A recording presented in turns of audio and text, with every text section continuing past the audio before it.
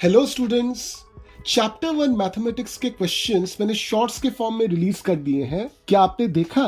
अगर आपने नहीं देखा तो कोई प्रॉब्लम नहीं है, उस शॉर्ट का लिंक मैंने इस वीडियो के डिस्क्रिप्शन में दे रखा है।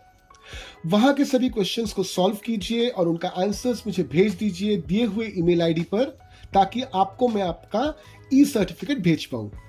आज के सेशन में हम लोग चैप्टर 3 स्टार्ट करने वाले हैं, प्लेइंग विद नंबर्स। और आज के वीडियो में we will be dealing with part 1 of chapter 3, where we will be seeing the concept of factors and multiples. So let's start. There is a very beautiful example which is given in page 24 of your book. तो उस example को देखिए। Ramesh has 6 marbles और रमेश को ये 6 marbles रोज में arrange करने हैं। तो उसने क्या किया, पहले उसने डिसाइड किया कि मैं एक मार्बल हर एक रो में रखूंगा। तो उसको कितने रोज लगेंगे? 6 डिवाइडेड बाई 1 कीजिए तो आंसर क्या आएगा आपका 6, यानी कि उसको 6 रोज लगेंगे। अब इसको हम 1 इंटू 6 इज इक्वल टू 6 भी लिख सकते हैं। अब की बार उसने चाहा कि मैं हर एक रो में 2 मार्बल्स रखूं, तो उसको कितने रोज लगेंगे? 6 डिवाइडेड बाई 2 दैट इज 3 रोज। तो इसको मैं लिख सकता हूं 2 इंटू 3 इज इक्वल टू 6। अब रमेश ने चाहा कि उसको 3 मार्बल्स हर एक रो में रखने हैं, तो उसको कितने रोज लगेंगे? 6 divided by 3 is equal to 2 rose. तो इसको मैं लिख सकता हूं 3 इंटू 2 इज इक्वल टू 6। अब की बार रमेश ने चाहा कि वो 4 मार्बल्स हर एक रो में रखे, तो उसको कितने रोज लगेंगे? 6 डिवाइडेड बाई 4। अब 6 को 4 से आप डिवाइड कीजिए तो देखिएगा कि रिमाइंडर आपका 2 बचता है, यानी कि रमेश 4 मार्बल्स हर एक रो में नहीं रख पाएगा, क्योंकि परफेक्टली डिविजिबल नहीं है 6 4 के द्वारा। चले आते हैं, अगर उसने 5 मार्बल्स हर एक रो में रखना चाहा तो यानी कि कितने रोज लगेंगे? 6 बाई 5।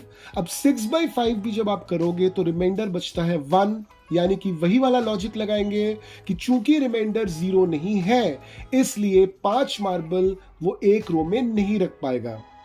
अब की बार अगर उसने सोचा कि मैं एक रो में 6 मार्बल रखूंगा, तो 6 बाई 6 इज इक्वल्स टू 1 रो, यानी कि इसको हम लिख सकते हैं 6 इंटू 1 इज इक्वल्स टू 6।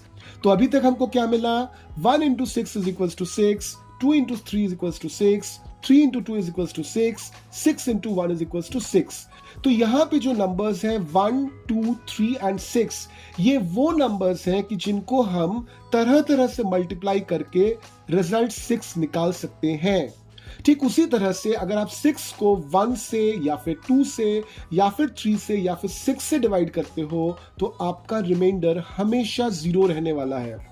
तो इन नंबर्स को हम बोलते हैं 6 के फैक्टर्स। तो हम फैक्टर कैसे डिफाइन करेंगे? A factor of a number is an exact divisor of that number. तो इस एग्जांपल में 1 2 3 6, अगर इन नंबर से आप 6 डिवाइड करते हो तो एग्जैक्टली आपको मिलेगा कि 6 इन नंबर से डिवाइड हो जाता है। हर एक केस में रिमाइंडर 0 रहता है। तो इसलिए हम इन नंबर्स को, यानी कि 1 2 3 6, इन नंबर्स को 6 का फैक्टर बोल सकते हैं। अंडरस्टूड? तो चलिए आगे बढ़ते हैं। अब की बार मैंने लिखा 2 इंटू 3 इज इक्वल टू 6। तो यहां पर 2 और 3 को मैंने क्या बोला? 6 का फैक्टर। तो यहां पे हम 6 को क्या बोलेंगे? 6 को हम बोलेंगे it is a multiple of 2 and 3।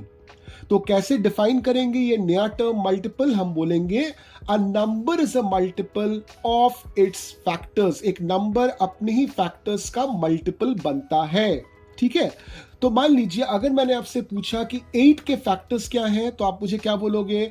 1 into 8 is equals to 8, 2 into 4 is equals to 8, 4 into 2 is equals to 8, 8 into 1 is equals to 8। तो आप मुझे बोलोगे कि 8 के जो फैक्टर्स हैं वो है 1, 2, 4 और 8। बिल्कुल सही।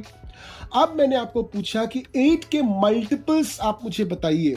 तो 8 के मल्टीपल्स आप कैसे निकालोगे? तो 8 into 1 is equals to 8, 8 into 2 is equals to 16, 8 into 3 is equals to 24, 8 into 4 is equals to 32 and so on। तो बेसिकली मैंने क्या किया? 8 का जो पहाड़ा है या फिर 8 का जो मल्टीप्लिकेशन टेबल है वो मैंने लिख दिया बेसिकली। तो अगर मैं आपको पूछूं कि 8 के पहले दो मुझे मल्टीपल्स बताइए, तो उसका आंसर आप मुझे क्या दोगे? 8 and 16। क्लियर?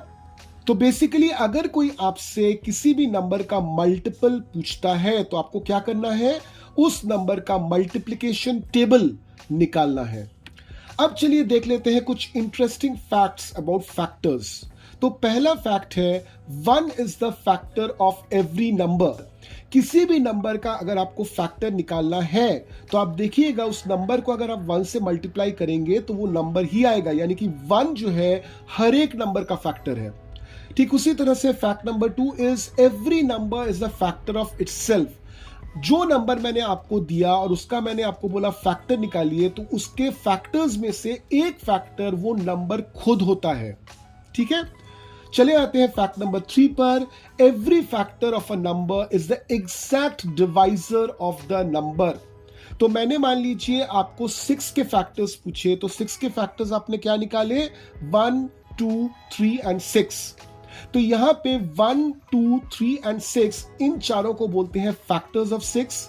अब इन चारों को अगर आप यूज करते हो 6 को डिवाइड करने में, तो आप देखोगे 6 एग्जैक्टली डिविजिबल है इन 4 नंबर से। तो वही हमने इस फैक्ट में बोला था, every factor of a number is an exact divisor of the number. Fact number 4 है factors of a number are always less than और इक्वल टू द नंबर। तो किसी नंबर का अगर आपको फैक्टर निकालना है तो उसके फैक्टर्स कैसे निकलते हैं। पहला फैक्टर जो है वो हमेशा 1 रहेगा और आखिर का फैक्टर जो है वो हमेशा वो नंबर खुद रहेगा, और बीच में जो फैक्टर्स निकलेंगे ये सभी के सभी फैक्टर्स उस नंबर से छोटे ही होंगे। तो इसलिए हम कह सकते हैं कि एक नंबर के जितने भी फैक्टर्स हैं या तो उस नंबर से कम होंगे या फिर इक्वल टू दैट नंबर होंगे। ठीक है, fact number 5 is every number can have only fixed number of factors और every number has finite factors। कोई भी नंबर अगर मैंने आपको दिया तो उसके एक फिक्स्ड नंबर ऑफ फैक्टर्स ही होंगे। जैसे 6 के फैक्टर्स 1 2 3 और 6 हैं, इन 4 से ज्यादा हो नहीं सकते। तो हर एक नंबर के जो फैक्टर्स हैं वो फिक्स्ड है, यानी कि वो फाइनाइट फैक्टर्स हैं। फाइनाइट मतलब जिनको हम डेफिनेटली गिन सकें। ठीक है, अब चले आते हैं देखने के लिए some interesting facts about multiples. तो पहला फैक्ट है every multiple of a number is equal to और ग्रेटर देन द नंबर। तो अगर कोई नंबर आपको दिया जाता है, उसका मल्टीपल निकालने के लिए बोला जाता है, तो आप क्या करोगे, उस नंबर का मल्टीप्लिकेशन टेबल निकालोगे। तो जब हम किसी भी नंबर का मल्टीप्लिकेशन टेबल निकालते हैं तो उस टेबल का आउटपुट कैसे होता है, उस टेबल का रिजल्ट कैसे आता है। पहला आप क्या करते हो, उस नंबर को 1 से मल्टीप्लाई करते हो।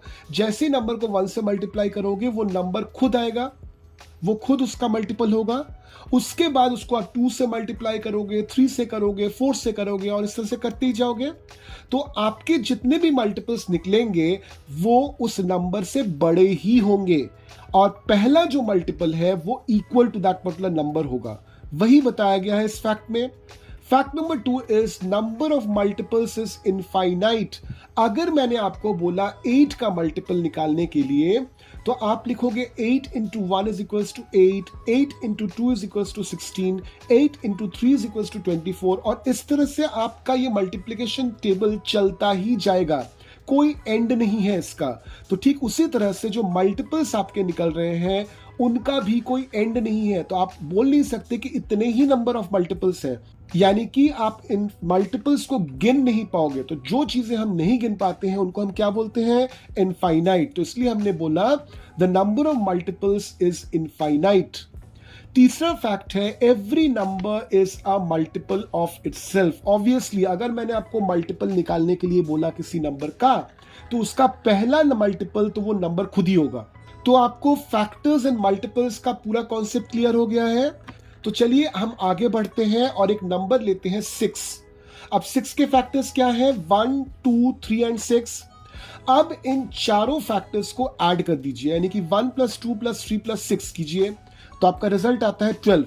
अब देखिए जो नंबर 6 था उसको 2 से मल्टीप्लाई कीजिए, उसका भी रिजल्ट आता है 12।